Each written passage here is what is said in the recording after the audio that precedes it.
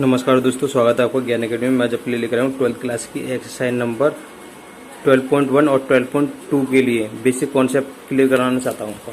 तो basic concept में क्या करना है आपको, ये देखिए ग्राफीय विधि आपको जाननी है, ग्राफीय विधि कैसे निकालनी है और तो कुछ नहीं है, और बाकी सब एक्सरसाइज में कंप्लीट करा दूंगा।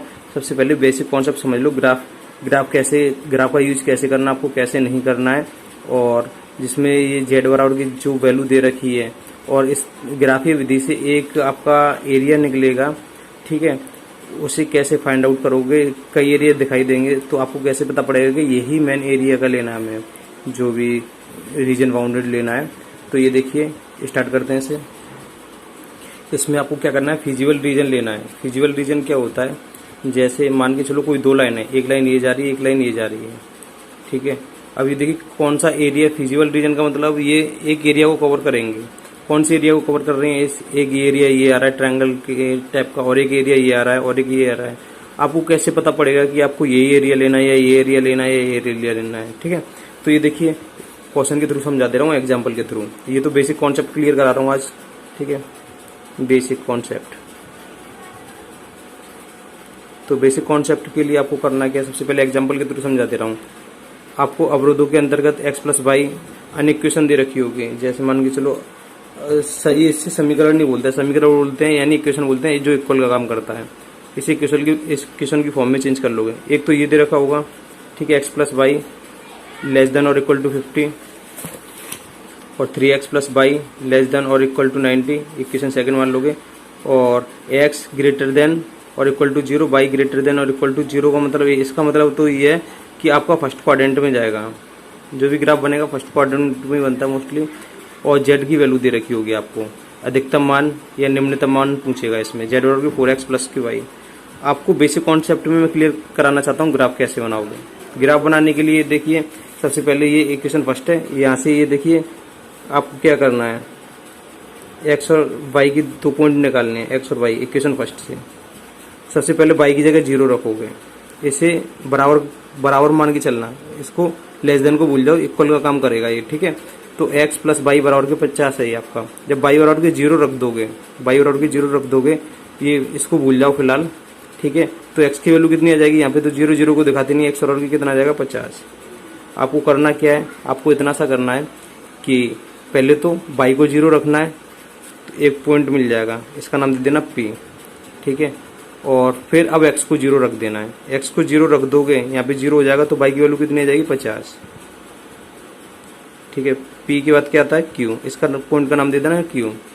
चलो इसने, ये देखिए यहाँ पे इसने भी पॉइंट का नाम दे दिया है, यहाँ पे नहीं दिया है। ये देखिए एक लाइन दे दी है इसने, ये वाली लाइन आ रही है इसकी लाइन फर्स्ट से। ये देखिए पहले कोऑर्डिनेट कितने निकले हैं, 50,0, p के 50,0। तो उसने ये देखिए ग्राफ पे सॉल्व करके दिखा दिया, ये x एक्सिस से होता है, ये वाई एक्सिस से होता है। तो 50,0 10 20 30 40 50, 50,0 का पॉइंट यहाँ मिलेगा। और फिर सेकंड पॉइंट क्या आ रहा था, 0,50। x की साइड में 0 चल रहा, y की साइड में 50, यानी x की साइड में नहीं चल रहा, y की साइड में 50। ये 10 20 30 40 50, ये 2 पॉइंट मिल गए। इन दोनों पॉइंटों को मिला देना है आपको। इतना काम कर लिया। ये देखिए मैं समझाना क्या चाहता हूँ इस वाले बेसिक कॉन्सेप्ट में, ये समझाना चाहता हूँ, आप 2 लाइन एक दूसरे को इंटरसेक्ट करेंगे, लेकिन आपको कौन सा फिजिबल रीजन लेना है, यानी आपको कौन सा भाग का एरिया चाहिए, कौन सा जो बाउंड हो रहा है, ये भी बाउंड हो रहा है यानी घिर रहा है, ठीक है, इतना भी गिर रहा है, इतना भी गिर रहा है, इतना 3 एरिया दिखाई दे रहे हैं ना, आपको कौन सा चाहिए, मैं ये आपको इस कॉन्सेप्ट में क्लियर कराना चाहता हूँ, ठीक है। तो सबसे पहले एक लाइन ड्रॉ कर ली आपने।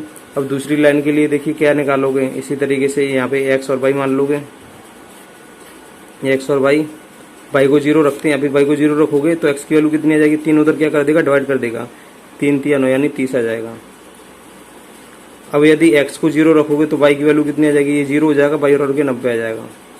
तो ये लाइन सेकंड की आ जाएगी, ठीक है। एक पॉइंट ये मिल गया, एक पॉइंट ये मिल गया, 30,0 और 0,90, 30,0। ये देखिए 10 20 30, 30,0 तो ये आ गया, ये पॉइंट दे दिया इसने, ठीक है। और दूसरा पॉइंट कितना था, 0,90। तो x की साइड में 0, पहला पॉइंट x का होता है और दूसरा y का होता है, ठीक है। और 90 ऊपर जाएगा, 10 20 30 40 50 60 70 80 90, यहाँ 90 यहाँ आ रहा है, 2 पॉइंट मिल रहा है, ये और ये दोनों लाइनों को खींच दोगे। अब यहाँ पे इंटरसेक्ट कर रहे हैं एक दूसरे को, कहाँ पे कर रहे हैं, बी पे इंटरसेक्ट कर रहे हैं, क्लियर है यहाँ पे। अब आपको कैसे पता पड़ेगा कि हम, जैसे ये तो क्वेश्चन में दिखा रहा है इस वाले का एरिया निकालना है, ठीक है, इस वाले का एरिया। ये देखिए कैसे पता पड़ेगा। इसमें ये देखिए सबसे पहले ये क्या होते हैं, मूल बिंदु होता है 0,0। अब इस पे चेक कर लोगे, मूल बिंदु पे चेक कर लोगे 0,0 पे। आप यहाँ पे x की जगह 0 रखोगे, y की जगह 0 रखोगे तो क्या हो जाएगा, 0 हो जाएगा। इस वाले इक्वेशन की बात कर ले रहा हूँ, 0, ठीक है। अब यहाँ पे लेस देन का देखना, लेस देन 50। क्या ये वाली बात सही बोल रहा है या गलत बोल रहा है? क्या 0 छोटा होता 50 से? सही बोल रहा है, सही है। यदि गलत बोलता तो हमने जो ये x और y की वैल्यू मूल बिंदु यानी ओरिजिन पे माने है ना 0,0 पे, तो इनके एरो मूल बिंदु पे जाते, यदि सही बोल रहा है, सही बोल रहा तो मूल बिंदु पे जाएंगे एरो। यदि नहीं सही बोलता, ये मान के चलो यदि 0 और यहाँ पे कोई वैल्यू माइनस की होती तो ये कंडीशन गलत हो जाती। 0 का भी छोटा नहीं होता माइनस की वैल्यू से, तो यहाँ पे कंडीशन गलत हो जाती। तो एरो ये ओरिजिन होते हैं, ओरिजिन के अपोजिट चले जाते हैं उधर। ये देखिए एरो कैसे लगाओगे यहाँ पे, पहली लाइन के पॉइंट की हम बात कर रहे हैं। तो ये वाली लाइन सही बोल रहा है ना, 0,0 पर देख चेक किए थे तो इसके इस लाइन के एरो इधर आएंगे, इस लाइन पे 90 डिग्री का एंगल लेते हुए एरो इधर लगा दोगे। क्लियर है? अब ये रफ में करके देखना आपको कौन सा पार्ट लेना, कौन सा पार्ट नहीं लेना, कौन सा पार्ट आएगा, कौन सा पार्ट नहीं आएगा। अब लाइन सेकंड को चेक कर ले रहे हैं। लाइन सेकंड को चेक करने के लिए ये देखिए, ये लाइन सेकंड, यहाँ से लाइन सेकंड ये वाली जा रही है, इसको चेक करेंगे।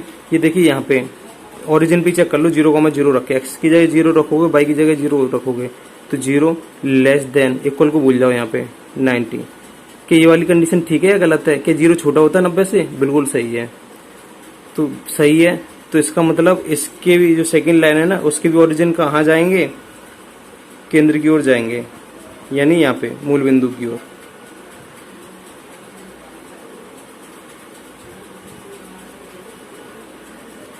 मैं आपको क्या समझाना चाहता था, बस ये चीज देख लीजिए। मैं आपको ये समझाना चाहता था, आपको 3 पार्ट दिखाई दे रहे हैं। जब ये वाली लाइन और ये वाली लाइन दोनों लाइन एक दूसरे को इंटरसेक्ट कर रही हैं, किस पॉइंट पे, बिंदु बी पे इंटरसेक्ट कर रही हैं, तो आपको ये देखिए कितने एरिया दिखाई दे रहा है। एक तो एरिया ये दिखाई दे रहा है, और एक एरिया ये दिखाई दे रहा है, और एक एरिया ये दिखाई दे रहा है। बाउंडेड एरिया यानी गिरा हुआ एरिया, ठीक है, फिजिबल रीजन बोलते हैं।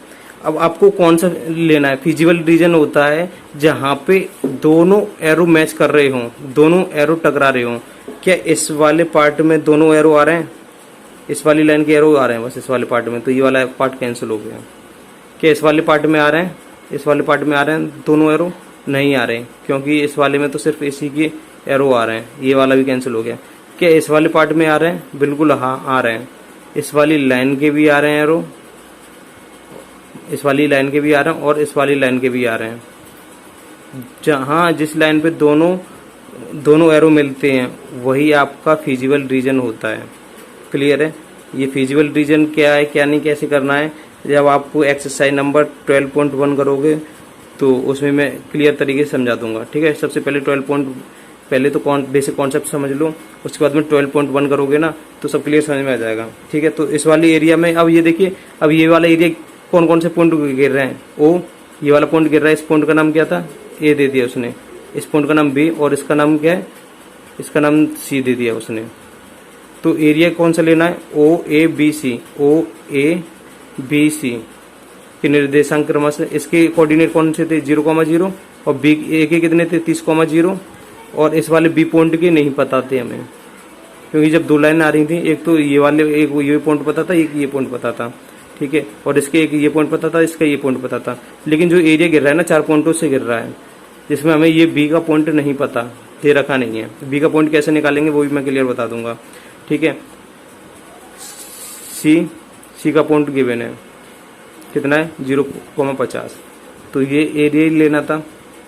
एरिया लेने के बाद अब जेड की वैल्यू कितनी दे रखी होती है? 4x plus Y. तो यहाँ पे जेड बराबर के 4x प्लस के वाई है। 0,0 पे x के 0 रखोगे, वाई की जगह 0 रखोगे तो सब 0 हो जाएगा। अब x के 30 रखोगे, 30 चौक कितने हो जाएंगे? 120 हो जाएंगे, और वाई की जगह 0 रखोगे तो 0, जेड की वैल्यू आ जाएगी। ये जेड बराबर की है। ठीक है, इस वाली इक्वेशन में आपको वैल्यू पुट करनी है। और यहाँ से जेड बराबर कितना आ जाएगा? यहाँ पे कितना रखोगे? 20 रखोगे, 30 रखोगे, 20 चौक कितने हो जाएंगे? 80, और 30 110 हो जाएंगे। ठीक है, अब यहाँ पे x के 0 रखोगे और y की जगह 50 रखोगे तो z की वैल्यू कितनी आ जाएगी? 50। अधिकतम वैल्यू जानना चाहता था, ये देखो z की अधिकतम वैल्यू किस पे आ रही है? 30,0 के पॉइंट पे।